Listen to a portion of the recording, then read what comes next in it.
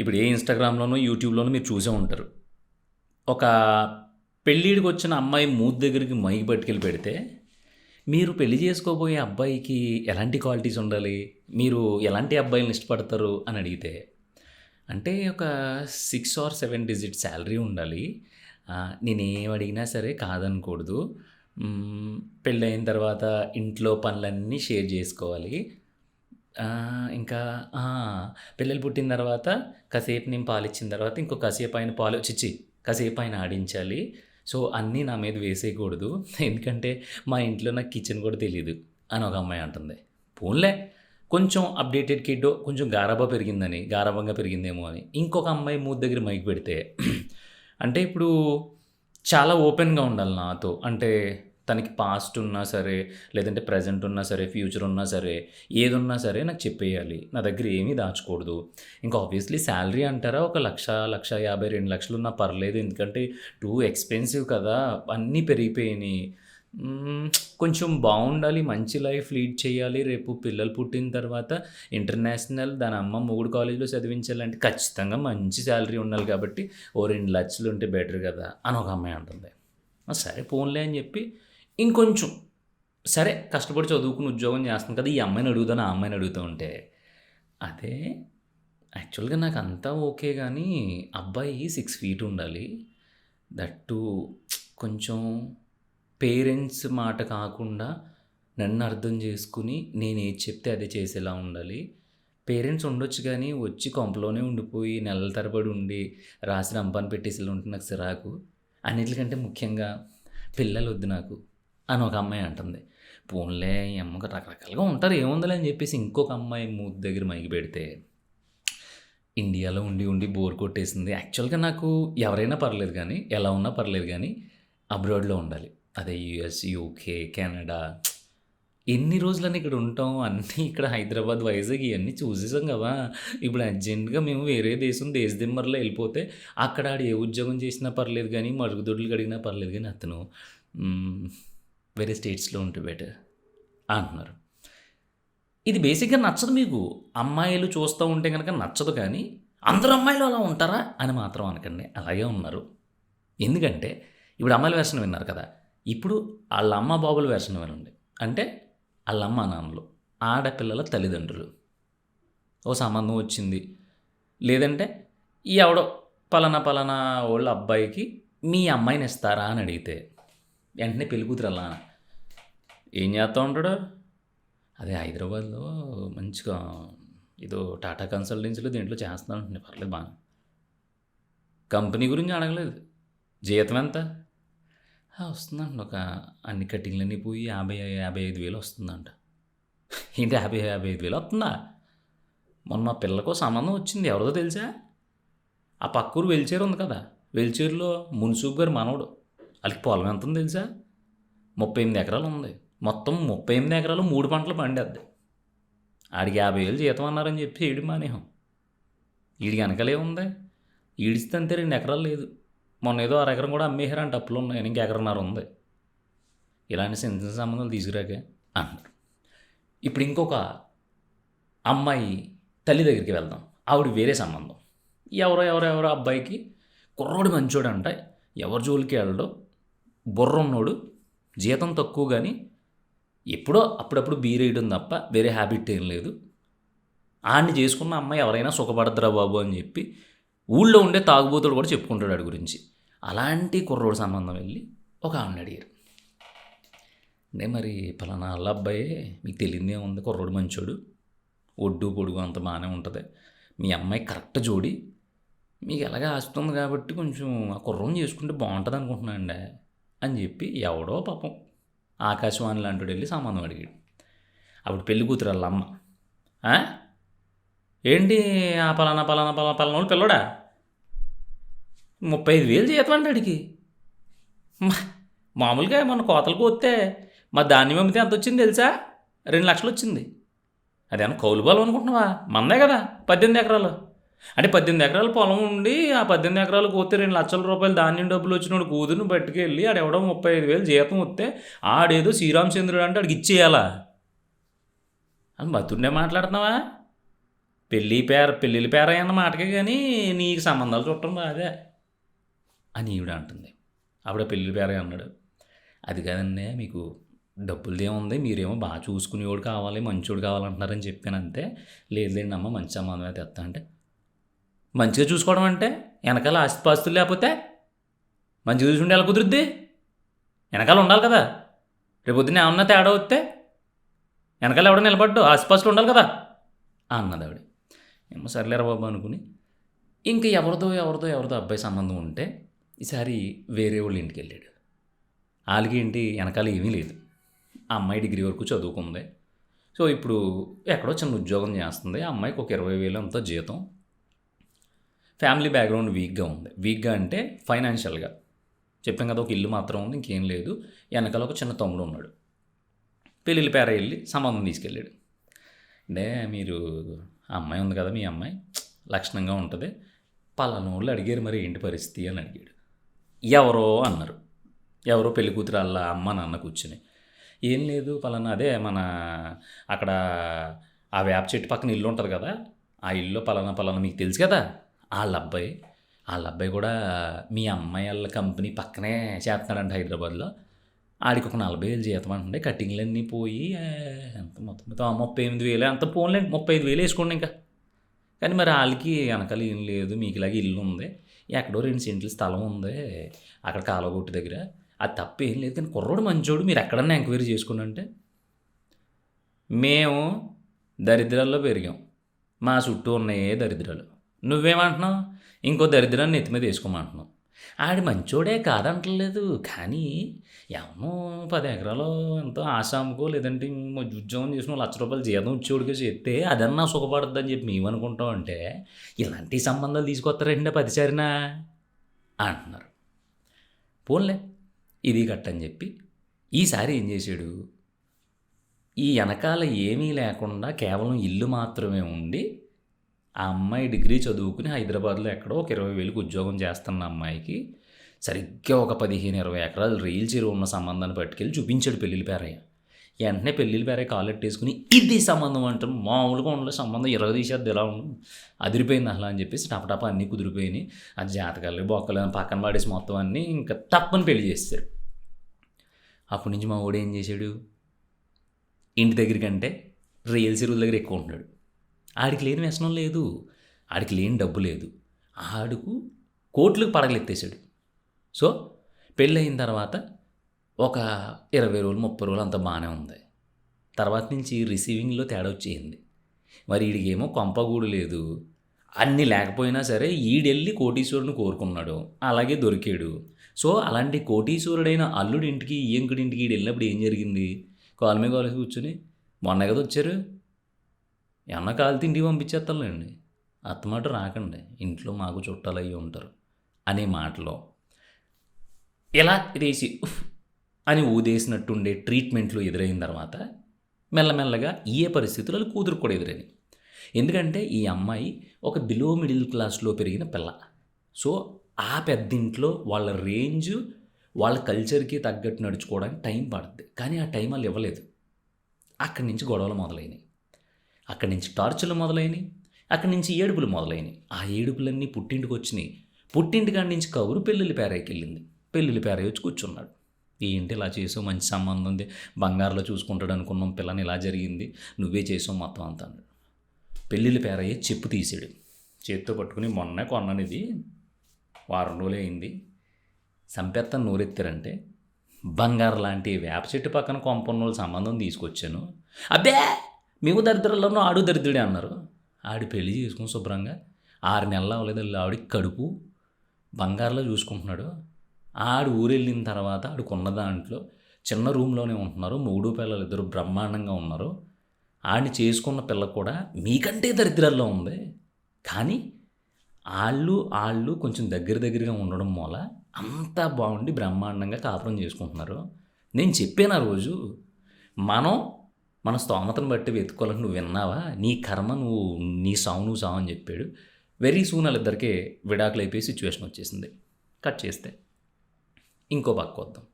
ఏమండి మాది 18 ఎకరాల పొలం, 18 ఎకరాలు అమ్మితే 2,00,000 రూపాయలు ధాన్యానికి వచ్చిన డబ్బులు. ఆడిని అడుగుతావా అన్నారు కదా. ఈ 18 ఎకరాలు ఉన్నోళ్ళు వెళ్ళి ఎవరిని పట్టుకున్నారు? 30 ఎకరాలు ఉన్నోళ్ళు పట్టుకున్నారు. ఆడేం చేశాడు? ఆడికి పూణేలో విపరీతమైన సూపర్ డూపర్ జాబ్, 1,50,000 రూపాయల జీతం. తిరిగిన సిటీ తిరగకుండా తిరుగుతూ ఉంటాడు, ఎందుకంటే ఆడి ఉద్యోగమే అది. సాఫ్ట్వేర్లో ఒక హై అండ్ పొజిషన్లో ఉన్నాడు. మనోడు వెళ్ళకపోతే పనులన్నీ ఆగిపోతాయి. పనులన్నీ ఆగిపోయి మనోడిని తీసిపాడు దొబ్బెత్తే మనోడికి రోడ్డు పక్కన శనగలు అమ్మటం కూడా రాదు. ఈడికి సెట్ అయింది. చివరికి పెళ్లి కుదిరింది, పెళ్ళి అయ్యింది, గొడవ అయింది. ఎందుకయింది అంటే ఏదో చిన్న తేడా వచ్చి ఈడేదో కొంచెం ఎక్కువ మాట్లాడని ఉద్యోగం నుంచి తీసేశారంట. నెక్స్ట్ మరి ఇంకో ఉద్యోగం ఏది రాలేదా అంటే వస్తున్నాయి. 1,80,000 అంటున్నారంట. మనోడేమో నేను 1,50,000కి చేశాను, మళ్ళీ 1,00,000కి ఎలా చేస్తాను, అవసరమైతే ఆత్మహత్యన చేసేసుకుంటాను, కానీ 1,00,000 రూపాయలకి చేస్తాలు అయ్యి నడవ్వు అని చెప్పి ఇంట్లో కూర్చున్నాడంట. ఆవిడేమో నువ్వు అలా ఇంట్లో కూర్చుంటావు అంటే చాలా చండాలంగా ఉంది, బయటికి వెళ్ళి ఏదో పని చేయి అంటే నాకు ఆ పని తప్ప ఇంకేమీ రాదన్నాడంట. సో ఆడు చేసే పని ఏదైతే ఉందో ఆ డిపార్ట్మెంట్ మొత్తమే లేచిపోవడం వల్ల ఇప్పుడు ఆడికి పని దొరకకుండా పోయింది. తినడానికి తిండి ఉంది, వెనకాల డబ్బు ఉంది, తిరగడానికి కారు ఉంది, పెద్ద ఇల్లు ఉంది, అక్కడ పడి ఏడవడానికి పెద్ద కాంపౌండ్ గోడ ఉంది, అన్నీ ఉన్నాయి, కానీ మా నోడికి చేసేయడానికి పని లేదు. ఇదంతా నచ్చక మళ్ళీ పంచాయతీ పెళ్ళిళ్ళ పేర దగ్గరికి వచ్చింది. ఏంటయ్యా ఇలా చేసావు? 18 ఎకరాల ఆసామి, 2,00,000 ధాన్యం డబ్బులు వచ్చినాయి, పట్టుకెళ్ళి 30 ఎకరాలకి ఇస్తాడు, బాగా చూసుకుంటాడు అనుకుంటాడు, 2,00,000 అనుకుంటూ ఇప్పుడు అసలు ఉద్యోగం చేయాలంటాడు, 1,00,000 రూపాయలకి ఉద్యోగం చేయడానికి ఏం రోగం వాడికి అని చెప్పి ఆ అమ్మాయి తరపుల్లో అడిగారంట. పెళ్ళిళ్ళ పేరై మళ్ళీ చెప్పి తీశాడంట. ముద్దుగా చెప్పాను, పలానా ఓన్ చేసుకోండి, ఆడికి ఏం లేకపోయినా సరే మీకు ఉంది కాబట్టి మీదే ఆళ్ళదే మీది అనుకుంటే మీ అమ్మాయి యువరాణిలో ఉంటుందంటే మీరు అనలేదు. ఇప్పుడు ఆడు పెళ్లి చేసుకున్నాడు, ఆడు బతికేదో ఆడు బతుకుతున్నాడు కింద మీద పడి, నేనేం చేయలేను, సారీ అన్నాడు. ఇలాగా ప్రతి చోట హై ఎక్స్పెక్టేషన్స్. ఇక్కడ అబ్బాయిలకి ఎక్స్పెక్టేషన్స్ ఏం లేవు. అసలు పెళ్ళి అయితే చాలరా దేవుడా అనుకునేవాళ్ళు 100కే మొత్తం నాకు 100 మంది ఉన్నారు, ఇంకా ఎక్కువే ఉన్నారు, 100కే 120 మంది ఉన్నారు. కానీ ఒకవేళ కొంపలో అమ్మాయిలు యాక్సెప్ట్ చేద్దాం అనుకున్నా సరే వాళ్ళ అమ్మా బాబులు యాక్సెప్ట్ చేయట్లా. ఏముందో వాడికి ఇచ్చేయడానికి రేపు పొద్దున్న ఏముంటుంది, ఏమీ ఉండదు. మీకు 1,00,000 రూపాయలు 2,00,000 జీతం ఉండాలి, హైదరాబాద్లో ఫ్లాట్ ఉండాలి, ఊళ్ళో పొలం ఉండాలి, పెద్ద స్థలం ఉండాలి, ఆ స్థలం మధ్యలో పెద్ద ఇల్లు ఉండాలి, ఆ ఇంట్లో 10 రూమ్లు ఉండాలి, కానీ అమ్మ బాబులు ఉండకూడదు. ఒకవేళ ఉన్నా కూడా చాలా అనుకువగా నెమ్మదిగా ప్రతిదానికి కొడతా ఉండాలి. పోన్లే ఇవన్నీ ఉన్నా సరే మీరు చెప్పింది వినాలి, పెళ్ళికి కూడా డబ్బులు ఇవ్వాలి, కట్నం ఇవ్వాలి, ఎదురు కట్నం లేదు, ఎదురు కట్నం కాకపోయినా పెళ్ళి మీరే చేసుకోవాలి, బంగారం పెట్టాలి, సూదులు పెట్టాలి, పురుడు పొయ్యాలి, బారసాలు చేయాలి, అన్నీ మీరే చేయాలి. అలా చేసుకునే వాళ్ళం అయితేనే మా అమ్మాయిని ఇస్తాం, లేదంటే ఇవ్వం. ఈ చాలా ఆటలు నడుస్తున్నాయి. ఇవన్నీ ఓకే గురు. అసలు ఒక అబ్బాయి ఆడి జీతాన్ని బట్టి, ఆడికి వెనకాల ఉండే పొలాన్ని బట్టి నీ పిల్లని ఇచ్చేస్తావా? ఆడి మంచోడు కాదో డిసైడ్ చేస్తావా? ఎంతమందిని చూశాను నేను. ఆస్తులుండి సర్వనాశనం చేసేసుకుని కరెక్ట్గా వారం రోజులు రోడ్డు మీదకి వచ్చేసిన వాళ్ళని ఇంతమంది చూశాను. ఏమీ లేకుండా పెళ్ళిళ్ళు చేసుకుని వాళ్ళ కష్టం మీద వాళ్ళు బ్రతికి కష్టపడి ఒక స్టేజ్కి వచ్చిన వాళ్ళని అంతకంటే ఎక్కువ మందిని చూశాను. సో ఇక్కడ సోది కౌరులు గట్టి మీద కూర్చొని చెప్తూ ఉంటారు కదా, వాళ్ళని డొక్కల్లో పొడిచేయండి ఈసారి. డబ్బులు దేముందరా, ఆ అబ్బాయి మంచోడైతే చాలే అంటారు కదా, వాళ్ళని చూస్తే నాకు మేడానికి తిప్పేయాలనిపిస్తుంది. ఈడు చెప్పి అన్నీ ఉప్పర సోదులు. మళ్ళీ ఈడు కూతురు పెళ్లి విషయానికి వచ్చేటోడికి మాత్రం వెనకాల ఏం లేకపోతే కుదురుద్ది అని ఓ మొండి మొహం పెట్టి కూర్చుంటాడు. ఆడు కరెక్ట్గా ఉంటున్నాడా లేదా? కరెక్ట్గా అంటే రేపు పొద్దున్న ఉద్యోగాలు దొబ్బినా సరే వెళ్ళి పారా కొడవాలి పట్టుకుని ఒక గేదెని మేపి ఓ 10,000 తెచ్చి ఇంటికాడిచ్చి పిల్లని బాగా చూసుకోగలిగి గట్టోడా కాదనేది చూడు. లేదు వ్యవసాయం రాకపోయినా సరే ఒకవేళ ఆడు చేసి ఉద్యోగం పోతే 30,000 ఉద్యోగం, ఒకవేళ 30,000 ఉద్యోగం కూడా పోతే ఏదో చిన్న వ్యాపారం పెట్టుకుని అదే 30,000 సంపాదించగలిగే బుర్ర ఉందో లేదో చూడు. అయ్యి ఏమీ చూడరు. మీకు కావాల్సిందల్లా US, UK, Canada, Mumbai, Manipur, Singapore, ఈ పూర్లన్నీ బుర్రలో పెట్టుకుని ఎవడెవడకో ఆనిముత్యాల గురించి ఎతికేసి మంచి వజ్రం లాంటి కుర్రోడు అనుకుని మీరు పెళ్లి చేసినోడేమో పుచ్చొంకెలా తగులుకుంటున్నాడు మిమ్మల్ని. ఆడికి అన్నీ ఉంటాయి, చెప్తున్నాను కదా, ఇల్లు, కారు, బంగ్లాలు, అది ఇది, ఉండాల్సింది ఉండదు. ఏంటనుకుంటున్నావు? బుద్ధి బాగుండదు. పోనీ మిగతా వాళ్ళందరూ పతివ్రతలా అంటే ఎవడికి ఉండాల్సిన అఫర్లు అడిగి ఉంటాయి, ఎవడికి ఉండాల్సిన అలవాట్లు అడిగి ఉంటాయి. కానీ మా మిడిల్ క్లాస్‌లో నుంచి బిలో మిడిల్ క్లాస్ నుంచి వచ్చిన ప్రతి కుర్రోడి దగ్గర బాధ్యత ఉంటది. భయం ఉంటది. ఎందుకంటే ఆడు రూ. 500 చొక్కా కొనుక్కోవడానికి 10 సార్లు ఆలోచిస్తాడు. ఒక రూ. 1000 ఖర్చు పెట్టడానికి 100 సార్లు ఆలోచిస్తాడు.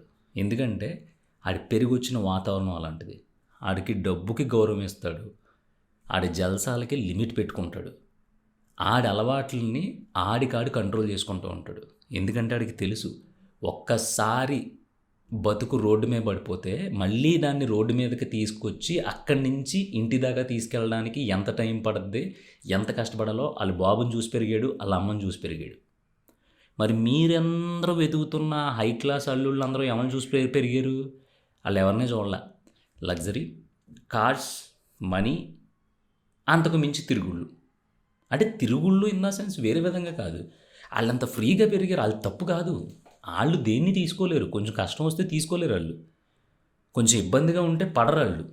కొంచెం తగ్గాలి అంటే తగ్గరాలి. ఆడింత తగ్గాలి. ఆడికి వెనకాల మీరన్నట్టు 30 ఎకరాలు ఆసామాడు 2 లక్షల జీతం ఇసిరి అవతల పడేస్తాడు. అంతే కదా. ఇప్పుడు నువ్వు తగ్గుతావా?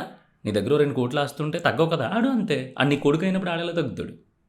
అందుకని ఎంత చెప్పడానికి రీజన్ ఏంటంటే ఈ మధ్యన సోషల్ మీడియాలో చూస్తున్నా.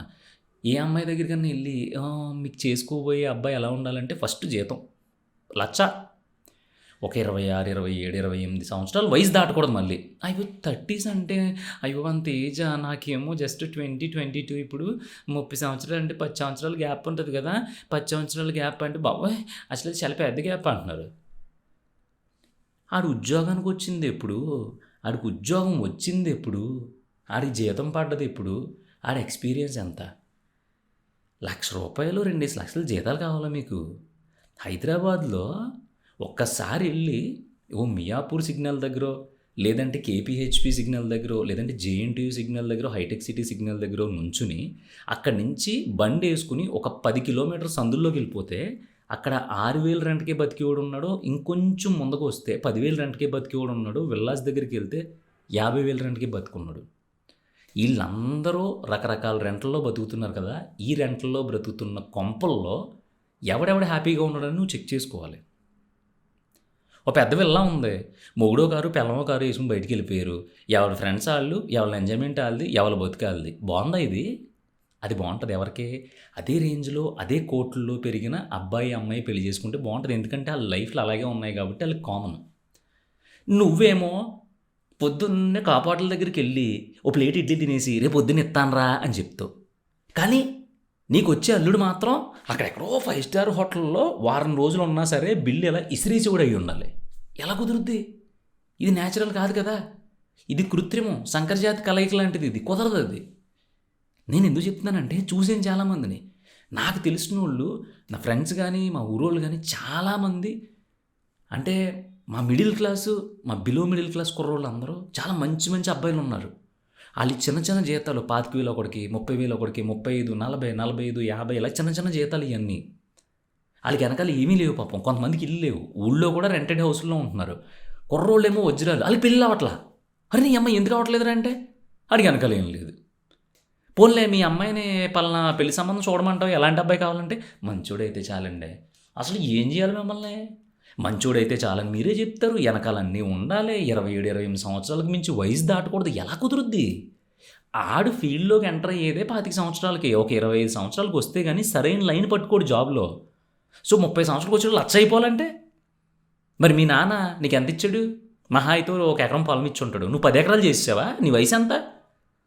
యాజ్ ఏ పెళ్లి కూతురు అమ్మా బాబులుగా మిమ్మల్ని అడుగుతాను, మీ వయసులో ఎంత? ఒక 45, 50, 55 ఉంటాయి. సరే మీ పేరెంట్స్ నుంచో లేదంటే మీరు కట్నాలుగా తెచ్చుకున్నాయో 1 ఎకరం ఉంది. ఎన్ని ఎకరాలు చేశారు మీరు దాన్ని? 30 సంవత్సరాలు బతికేశారు. పిల్లలు కనేసారు. పిల్ల పెళ్ళిడికి వచ్చేసింది. మీకు అప్పట్లో 1/2 ఎకరం ఉండేది. మహా అయితే ఎకరం చేసి ఉంటారు. అదన్నా చాలా జాగ్రత్తగా ఉన్న వాళ్ళు అయితే. లేదంటే 1 ఎకరం 1/2 ఎకరం కూడా అమ్ముకు దొబ్బు ఉంటారు.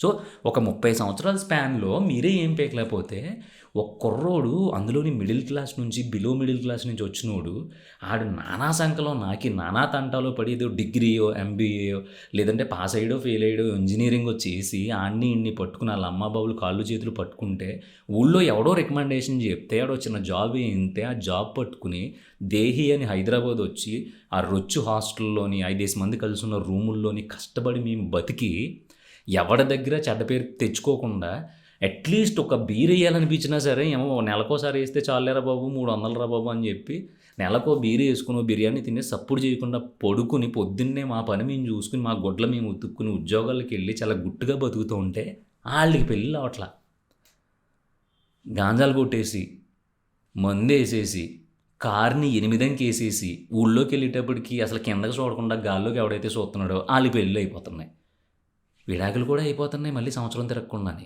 ఎందుకు వచ్చింది పంట ఇదంతా? ఒకటి డిసైడ్ అవ్వండి, మీకు మంచోడు అల్లుడుగా కావాలా లేదంటే మంచిగా డబ్బు ఉన్నోడు అల్లుడు కావాలా? ఫస్ట్ కేటగిరీ సెలెక్ట్ చేసుకున్నారనుకో మేబీ ఈడికి ఆర్థిక పరంగా ఫైనాన్షియల్ పరంగా కష్టం వచ్చినప్పుడు మీరు ఆదుకోవాల్సి వస్తుందేమో.